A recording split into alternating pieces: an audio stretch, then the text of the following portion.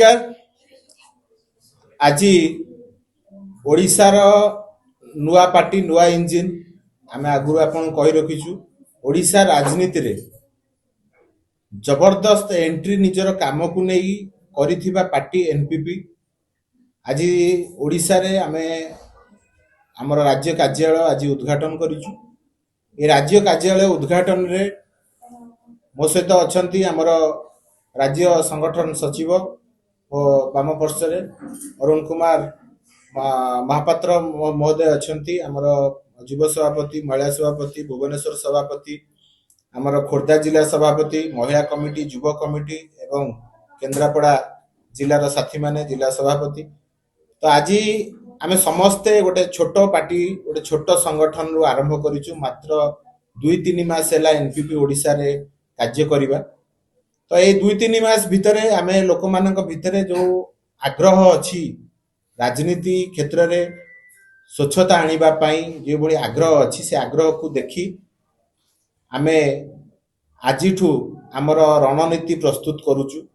महिला माने, युवक माने, कृषक माने, छात्र माने जो बड़ी भाव रे ओडिशा रे विगत दिन ठू अभाव भितर अछंती तांको समस्या समाधान हेई पारु नै।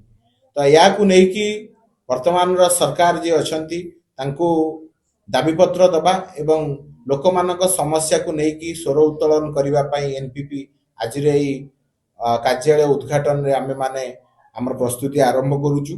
खूब शीघ्र ओडिशार स्वार्थ पई, ओडियाक स्वार्थ पई जहां आमे प्रथम दिन रु कहितिलु जेउ परि भाव रे गोटे सरकार माँ को सम्मान, गाँ को काम, मुंड को छात, पेट को भात, आम पिलार उज्जवल भविष्य दवा पई प्रतिश्रुति देकी आमको प्रतारणा भितर डुबई रखिले से कार्यक्रम केमती आगु को न हबो सेति पई एनपीपी ढाल हे ओडिशावासी लड़ाई करबा पई आगामी नहीं। मेन कथा तो ओडिशा रे गोटी आंचलिक दल बिजु जनता दल अछि। दीर्घ दिन धरी शासन गादी रे बसी की रहिथिला बेले मध्य ओडिशा रे 30 जिल्ला रु 16 जिल्ला रे पीवा पानी रो अवस्था शोचनीय। ओ भुवनेश्वर रे मध्य आपण जानि कि दुख प्रकाश करिवे भुवनेश्वर भलिया जगह रे ओडिशा रो राजधानी रे आज मध्य बिजुली पहुंची पारला नहीं बस्ती लोकंग भितरे। आम साथी माने अनेक जगह रे अछंती, संघर्ष बिहार हैला अनेक जगह अछि जोटी आज पर्यंत बिजुली पहुंची पारला।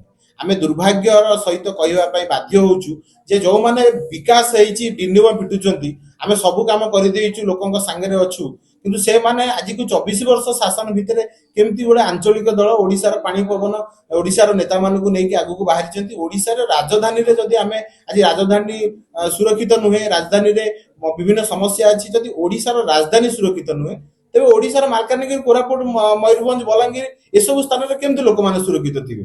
तो नाही नथिबार हैरान रो सुजोग आमे देखिचे। ए सरकार विगत सरकार बिजु जनता दल सरकार प्रतारणा देला। आ गोटे सरकार 18 मास धरी कार्य करूची, किछि काम करूची, किछि काम सरकारक आखि दृष्टिया हेई पारिनी। आगामी दिन रे जोरदार लोकन पई प्रश्न नै कि जीवु।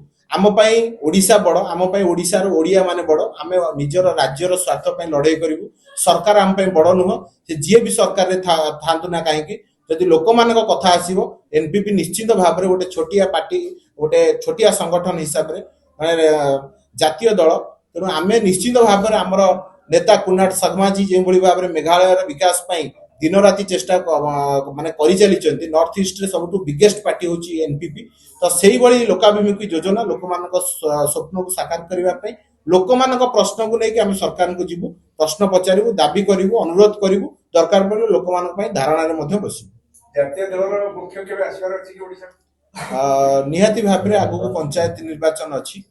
पंचायत निर्वाचन रे सबु पार्टी निजर रणनीति प्रस्तुत करूचंती। ता भितरे आमे मध्ये नुआ पार्टी, नुआ संगठन आम पाखरे वर्तमान सेमती शक्तिशाली संगठन नाही जे आमे निर्वाचन रे आमे एबेठू ये करिवु। तो आम रणनीति प्रस्तुत होउची। पार्टी रो नेशनल प्रेसिडेंट आम समस्तंकर मार्गदर्शक श्रीयुक्त कुन्नाट सगमाजी से ओडिशा को लेकी बहुत सीरियस अछंती। से मध्ये ब्लूप्रिंट प्रस्तुत करूचंती। बहुत शीघ्र तांकर ओडिशा आगमन हबार सूचना मध्ये आपण मानकु दिया जीवो पार्टी तरफ रु। आउ मिश्रण पर्वर मध्ये बहुत कार्यक्रम आगु को आगौची। हमर संगठन सचिव जो भली भाबरे ओडिशा रे संगठन रो विस्तार पई आमे समस्त लागि जाइछु। ତେଣୁ ନିହାତି ଭାବରେ କେନ୍ଦ୍ରୀୟ ନେତୃତ୍ୱଙ୍କର ପୁରା ଓଡ଼ିଶା ପ୍ରତି ଫୋକସ୍ ଅଛି, ବାରମ୍ବାର ଯିବା ଆସିବା ମଧ୍ୟ ଲାଗିବ ଏବଂ ଓଡ଼ିଶା ପାଇଁ ଯାହା ସମ୍ଭବ ହେଇପାରିବ ଏନ୍ପିପି ତରଫରୁ ଆମେ କରିବା ପାଇଁ ପ୍ରସ୍ତୁତ ଅଛୁ।